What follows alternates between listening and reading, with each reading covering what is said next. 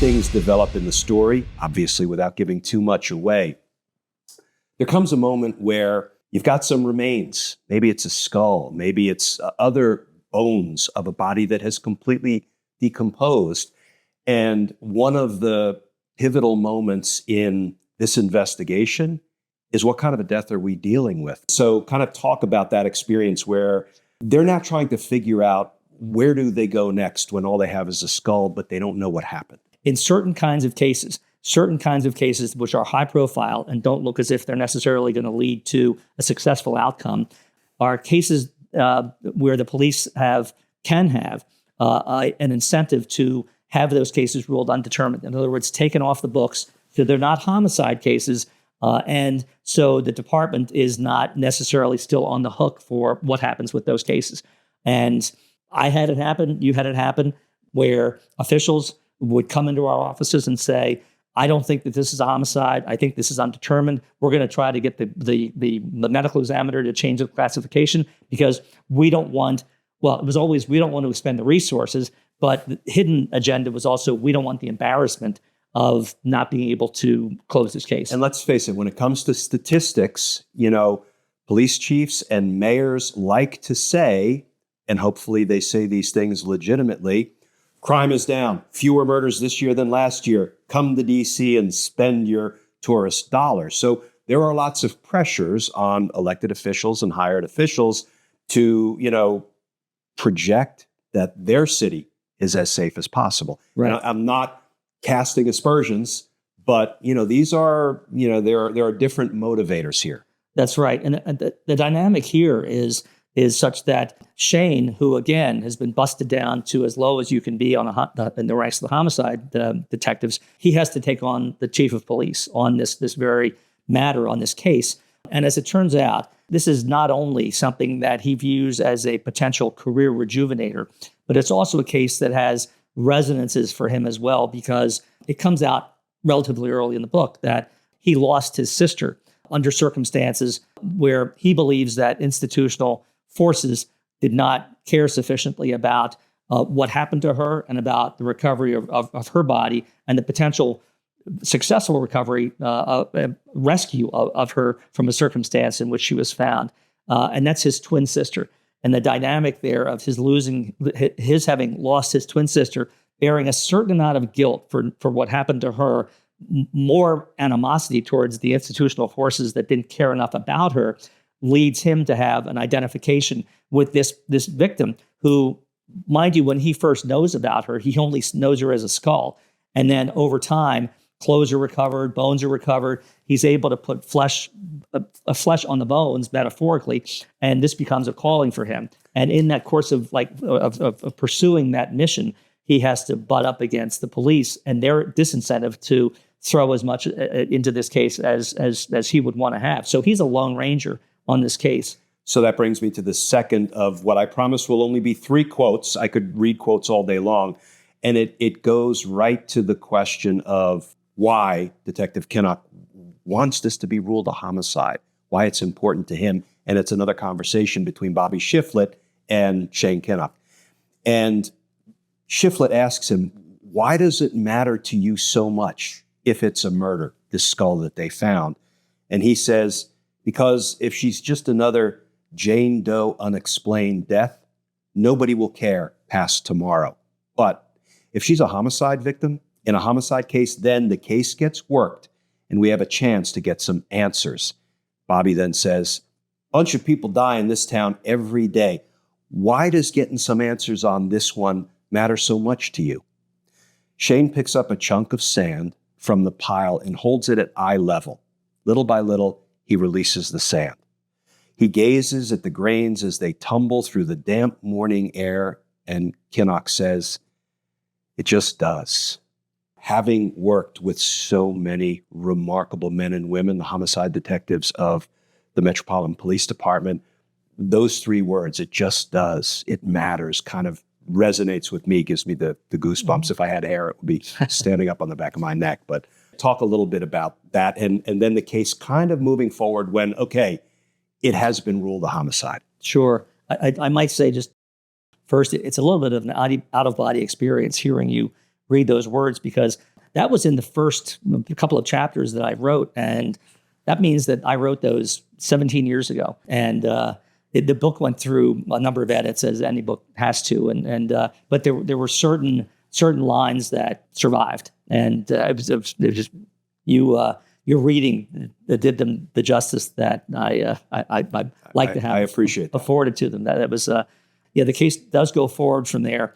And there are any number of institutional and personal obstacles that Shane has to deal with in the course of just trying to find out how is it that this person, who it turns out is a female, who could she have made so angry? How could she have gotten on the wrong side of somebody in such a way that she ends up just being abandoned in a park? And you said her name, the victim's name is? Emily Rose. Okay, I'm going to look right into the camera because I want to urge everybody to read the first 8 pages somehow, some way. Obviously, buy the book, and I'm going to put a link to where you can purchase this book in the description of this video. But I urge you to read the first pages because I promise you it will get your blood racing, it will get your pulse elevated, and it is a remarkable 8-page opening to a crime fiction book. So now back to you, Kevin. Go ahead. That's tough to follow. This all goes back actually to the origin story of the book itself, because I put the case back 50 years to the day from the recovery of Ms. Levy's remains. And the victim was going to be inspired by her, by the real life person. But out of deference to the family and for dramatic and fictional reasons, I didn't want to have the victim in my book, the victim's backstory be the same as Ms. Levy's backstory. She had to have a different backstory. So this is a situation where just reasoning backwards from 1952, what would have happened in Shane Kinnock's life that may have affected him and made him into a tormented soul, an interesting character, right? Unlike Danny Whalen, who is just a straight arrow. He is just as straight and as good as they come. Yeah, when you said Danny's name, a detective that I am very fond of, you are very fond of, I don't want people to think that some of what you see Shane Kinnock go through had anything to do with Danny. No. And Danny, God love him, he's a wonderful guy. But if you want somebody who is a conflicted, tormented character, you're not going to base it on the real life Danny Whalen. Yeah. It has to be somebody who was 1952. He would have gone through war. He would have had experiences from that, and they would have shaped him, and they would have twisted him in some ways, improved him in other ways, enhanced his life perspective, etc. In the case of Emily Rose, the character that's inspired by Chandra Levy, if you back it up a few years, it just, it was an inspiration, maybe a bolt of lightning. I don't know how to put it. Maybe I was just up too late and had too many beers, sitting at my word processor, which is what we called it back then. And but it just came to me. She needs to be a Holocaust survivor, and I'm not giving away. I think you find that out relatively early in the book as well. But she comes to D.C. and she escapes from Germany right as the Holocaust is beginning. She ends up in Shanghai, though. Shanghai was occupied by the Japanese. She ends up in a Japanese prison camp. She ends up going through horrible experiences there. She is released from there at the end of the war. She comes back through New York. She has a dream. She wants to be somebody. She wants to make something of herself. She wants to make a difference in society and in life. She comes down to D.C., and the first chapter is her journey to D.C., and there are 2 other flashback chapters, and one involves how she gets a job on Capitol Hill, and a third involves how she ends up in a romantic tryst in Rock Creek Park with someone who ends up being a suspect in her murder. And so now that brings me to the next piece, because this is set in Washington, D.C., where murder often meets politics, sometimes in expected and sometimes in unexpected ways. There are a number of political angles in this case, not only Emily Rose, as you just mentioned, but Shane Kinnock as well. So without giving too much away, tell the viewers a little bit about how murder meets politics in Rock Creek. Shane has a very difficult relationship with his father, and his father is a very influential congressman. And the Kinnock family, particularly Shane's father, have a blood feud rivalry with another prominent family, which is inspired by the Kennedys. And so the book is somewhat about fathers and sons. It's also about the Irish. And a sort of the schism between the recently arrived Irish and the long established Irish. And so the Kinnocks and the Barrys don't like each other. And Joe Barry, who is the son of a character who is based on Joseph Kennedy, fathers butting heads against each other. Joe Barry is a congressman who's running for the Senate, and he is loosely inspired by JFK. Let me ask you this. So you're full Irish? 3/4 Irish. I'm half Irish. And I read a quote, an Irish quote in the book that I had never heard before. I would love to spit it out, but I'm going to ask you to spit it out because it's just a classic quote about when somebody of Irish descent asks a woman to marry him. The saying is that when an Irish man asks a woman to marry him, he doesn't say, "Will you marry me?" He says, "Would you like me to be buried with my people?"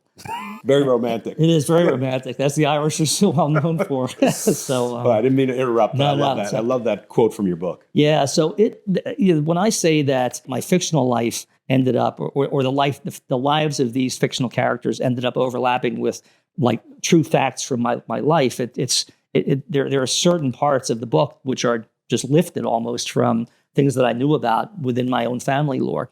There's Emily ends up working on Capitol Hill in the office of Congressman Joe Barry, who was looking to be a senator, running in 1952, which is the same year that JFK ran for the Senate and won his seat in Massachusetts. And my mother, a little bit earlier than that, but my mother worked on Capitol Hill. And during the day, but in the late 40s and into the 50s, all the way up until the year I was born, which was 1957. And during that time, she actually worked on the same hallway as JFK and Richard Nixon and LBJ at one point as well. So it was a very closed-in community. And there's a scene where Emily meets Joe Barry, who she ends up being involved with on an elevator. And that scene is lifted directly from a story from my family's past, which is how my mother met JFK. The only time that she met him or had a conversation with him. And so it just hit me when I was constructing how would she meet this person who not only she ends up being romantically involved with, but then this person ends up being a suspect in her eventual murder. And I just had to put it in an elevator. And I really had a sweet moment when I was writing that. And it's amazing. I've never written fiction, but how much of your life and your family's history kind of makes its way into the book in different ways. It was, one of the things that a saying that I heard early on, and then it was repeated to me a number of times when I worked with my editor on the book, was, "You're a fiction writer, you're God. You can do whatever you want," right? And so, so one of the things that I did in ways that don't drive the plot, in ways that don't end up influencing the resolution of the case, the solving the whodunit. I got such a kick out of inserting so many inside jokes that were derived from the time that as I knew about it, but even other things. When you mentioned earlier, Bobby Shiflett is from Roanoke Rapids, North Carolina. This goes toward a point that we were talking about earlier, which is the bonds that we end up having with the survivors of homicide victims. A case that I wrote a book and was published in 2007 called Relentless Pursuit is based on the murder of two members of the Hawkins family, the wonderful family that I got to know extremely well and still keep in close contact with. And the Hawkins family are from Roanoke Rapids, Halifax County, North Carolina. And so when I was looking for a place for a country, white kid from the South to be from, there's no other place to mention. It's a shout out to the Roanoke Rapids. It's a shout out to the Hawkins family. Lots of cross-pollination between books, between victims and families, and Right. officers and detectives. Right. I guess, how can you not, after spending decades and decades as a violent crime homicide prosecutor, how can that sort of not be part of the material that makes its way into your fiction writing?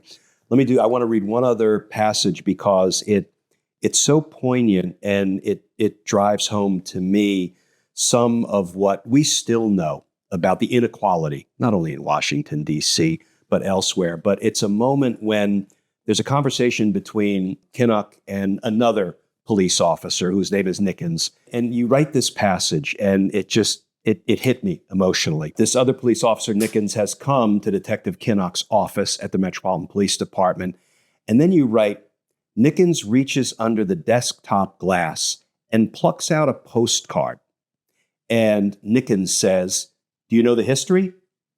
And of course, Shane knows the history behind the Jefferson Memorial and everything else in the city that's white and cold and backward looking. That phrase, Washington, D.C., being white and cold and backward looking, or at least as they are referencing the Jefferson Memorial, just kind of goes right to the heart of what we know, what we still see, the inequalities, the racial inequalities, the class inequalities that we don't seem to be able to move past. But that is the last of the three. I promise that I'm going to read. I'm going to let the viewers. We should go on. I'm fine. I'm Really? fine. Another hour or two. Just keep reading, please. No, it's remarkable writing. It's not only a great story, it's a compelling story, but it's the writing. And that's what I always look for. I'm a crime fiction junkie. And I look for not only the story, the narrative, the characters, but the writing. For me, my writing always needs what I read always needs a little bit of room to breathe. And that's what I think you give in the best possible ways throughout Thank you. Rock Creek. So is there anything else you want to say about the book? I don't want to move forward too much in the story. I want it to unfold for the readers. But let me ask you this. I'll just say one thing, and that's I mentioned earlier that there are 3 flashback scenes. Mm-hmm. Those scenes were the last scenes that were written in the book. I started writing the book in 2007, and my goal was basically to take the most elemental thing that we are composed of, which is our bones, and to have a skull found in an elemental place like a park, and build that person up out of evidence to become a set of bones with clothes, and then somebody produces a picture of the victim for the detective, and he is immediately compelled by her appearance. And then going forward, that would be how you would know about her, through recollections about her, through reports that were written about her, through various recountings of from the people who knew her. And at one point, and this was in the edit of the book, which was in 2020, the editor said, you have to write something, suggested strongly that I write chapters that would bring her to life. And it occurred to me, he didn't say it in so many words, but I realized as I embarked on that her story as a woman, a vibrant woman who was ambitious and who was smart, at least I tried to make her to be ambitious and smart, compelling, and good-hearted. Her story in my book as it existed then was told entirely by men and authority figures. And people who are in the book are potentially people who have incentives to do harm to her. And she needed to stand on her own. And I was going to be the person who brought her to life. And so, as I said, the first chapter, the first flashback chapter, which is in italics, is actually set 5 years before the action picks up, which is with her skull being found. And the second follows in the late 40s. The third follows into the early 50s. Even though they were the last 3 chapters that I wrote, they were the most fun to write, because the challenge was first creating the backstory in the first flashback chapter that would be congruent with what the reader would find out about her later. The second one had to be fit into the right place in the narrative, and then the third. And the third is a scene that I still regard with some poignance, because she is captured in the third scene, the third flashback scene, really at the peak of her life. And you get so invested when you're writing in characters that I remember as I scrawled out the last line of that flashback chapter, the third one, and I knew that character in the narrative was going to be dead in a matter of months. And it was with a certain jolt that or maybe jolt, I don't know the right word, a poignant feeling that I had that I had brought this woman back to life, but she was going to die. And you get invested, as you say, in the writing. And I can tell you the reader gets invested in who these characters are, whether it's Shane or Bobby or Emily. And it really is a great propulsive read. So let me ask you this. Do you have any events coming up? Is there any place people can look for you? Or do you have anything online where people can go find you? Sure. I have my author's webpage, which sounds very pretentious. And it's something that a term I wouldn't use, except I guess it's what you have to say, is kevinflynnauthor.com. I was going to say .org, but that's my other life right now. But kevinflynnauthor.com, that has all information about events that I have appeared at, where I've appeared before, information about this book, information about Relentless Pursuit as well. I just did a podcast recently. There's going to be information about that. There's other things that are in the works. Nothing that it would be too tedious to go into right now. But you can find out all things Rock Creek on kevinflynnauthor.com. Great. And I think you and I are going to be talking in the future because between the two of us, I don't know how many murder cases we handled over the years, but there are a lot of stories to tell, good and bad. I think there's a lot that we can talk about when it comes to criminal justice reform and the searing need for it. We have seen how the system needs to be fixed. We've seen the weak spots. We've seen the unfairness and the inequity. And, part of what I'm doing now is trying to give voice to criminal justice reform. And I know you're interested in that too. So I think you and I are going to have a lot to talk about in the future, particularly as we kind of move into doing more and more true crime about cases that we work. But thank you for being here today. Thanks for having me. As I said before, I will put a link to where you can purchase Rock Creek in the description of this video. And thanks again, Kevin. Thank you. Great to see you. It was great. Yeah.